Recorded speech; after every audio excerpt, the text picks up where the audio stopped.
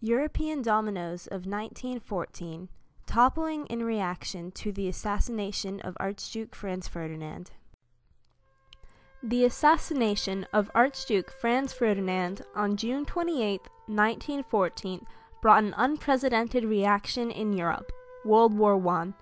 The Archduke and his wife, both of Austria-Hungary, were killed by a Serbian terrorist group in Sarajevo, Bosnia. Gavrilo Princip, a member of this group, stepped forward and fired 2 shots, killing the Archduke and his wife. Diplomats used the assassination as an excuse for war. The alliance system, industrial arms race, and nationalism set the dominoes upright, ready to fall, and the assassination of Archduke Franz Ferdinand tipped the first domino, Austria-Hungary. The European dominoes were primarily placed by militarism. Both the alliances and the industrial arms race were examples of militarism, which occurs when the government uses the military to defend or promote national interests. Wars, alliances, and arms races all involved militaristic governments and were common in the 19th and 20th centuries. Prussia, a German state, organized and fought wars of unification that influenced the alliance system. Bismarck, Chancellor of Prussia, first staged a war against Denmark in 1864, Austria-Hungary in 1866, and France in 1870. The Franco-Prussian War had the most effect by far, as it united all German states into one German empire. Germany gained the French province of Alsace-Lorraine, increasing tensions between the 2 European superpowers and escalating French nationalism.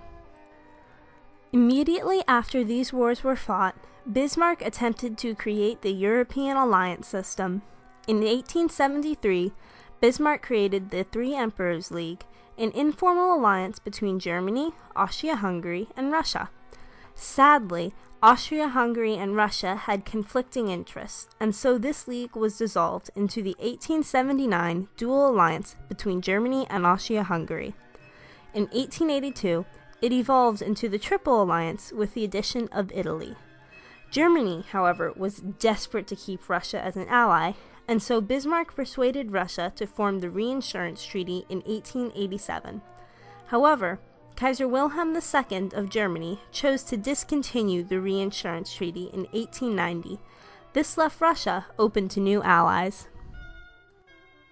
In 1892, Germany's worst fear came true. France became an ally of Russia in the Franco-Russian alliance. Germany feared a Franco-Russian alliance because it signified a two-front war. Britain had formerly focused on her extensive empire and was now searching for allies. Another blow impacted Germany in 1904 when Britain and France reached a cordial understanding and formed the Entente Cordiale. 3 years later, in 1907, the Franco-Russian alliance and Entente Cordiale merged into a new alliance called the Triple Entente. The Triple Alliance between Germany, Austria-Hungary, and Italy was undermined by a secret alliance between Italy and France.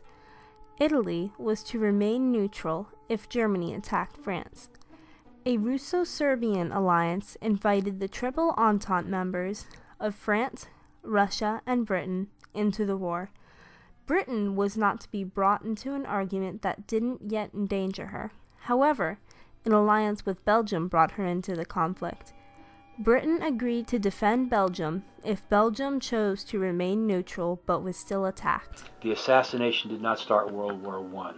The war is going to start a month later when the alliance system cuts in, but the assassination itself had nothing to do with the immediate war. The war only comes with the rise of nationalism and the alliance system tying in a month later. An industrial arms race between European superpowers magnified the war. The size of armies increased. Modern weapons such as the dreadnought battleship and U-boat were created. The importance of a strong navy was emphasized, especially by Britain. Not only did the militaries of countries improve, but transportation was improved. A strong railroad system allowed Germany to mobilize quickly. but Russia's developing railroad system meant a slow mobilization. The increased size of militaries and improved technology magnified the reaction to the assassination of Archduke Franz Ferdinand, known as World War I. Slavs living in Austria-Hungary felt that the annexed land of Bosnia-Herzegovina should be free. Serbian and Russian influence contributed to Slavic nationalism or patriotism. Nationalism is a major factor because the Serbians were trying to form a great Serbia, which would include all the Serbian people. The problem is in Bosnia-Herzegovina, which were provinces of Austria-Hungary, 1/3 of the Bosnians were Serbian. If Serbia is going to unite all its nationalities, the Austro-Hungarian monarchy has to be destroyed. The Black Hand, a Serbian terrorist group, assassinated Archduke Franz Ferdinand in Sarajevo, Bosnia, out of a nationalistic desire to unite all Serbians and deal a blow to Austria-Hungary. Alliances, the industrial arms race, and nationalism set the dominoes for war. This tension occurred before the assassination of Archduke Franz Ferdinand. After the assassination, Austria-Hungary briefly investigated it. The investigation revealed that the Black Hand had been supplied with weapons by Serbian military officials. Upon discovering this, Austria-Hungary asked for Germany's support in case of war, as Russia was allied to Serbia. When Germany confirmed that she would stand by Austria if Russia defended Serbia, an ultimatum was sent from Austria-Hungary to Serbia.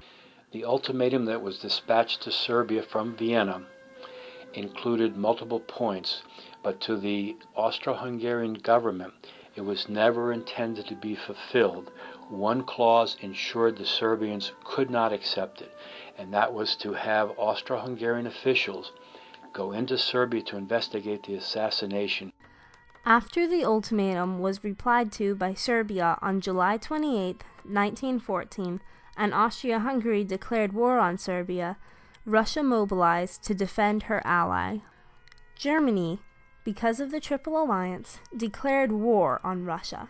France, because of the Triple Entente and her hatred of Germany over the Franco-Prussian War, joined quickly. Germany was then in a two-front war against both Russia and France. Because of this, the Schlieffen Plan was created so that Germany's well-industrialized empire could attack France via Belgium and Alsace-Lorraine, which would crush her like a pincer. According to the Schlieffen Plan, Germany could attack Russia before Russia had fully mobilized. However, Belgium did not allow the German military entrance. Germany decided to force her way through Belgium anyways.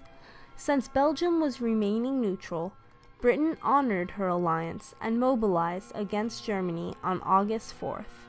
By August 4th, 1914, Britain, with her worldwide empire, had mobilized along with France, Russia, and Serbia against Germany and Austria-Hungary.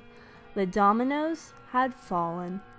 Italy would join at a much later date on the side of France.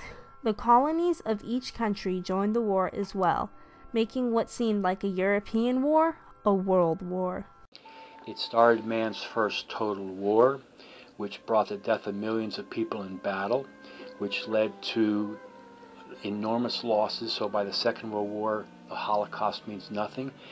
It'll be a war that divides Europe, that destroys Britain and France really as great powers, and it starts the eclipse of imperialism. The assassination of Archduke Franz Ferdinand knocked over the dominoes that started World War I. The alliance system, industrial arms race, and nationalism worked together in a buildup of tension that would serve to build dominoes that collapsed after the assassination of Archduke Franz Ferdinand. The assassination of Archduke Franz Ferdinand wrought a huge reaction. The reaction? World War I. The assassination of one man changed the world forever.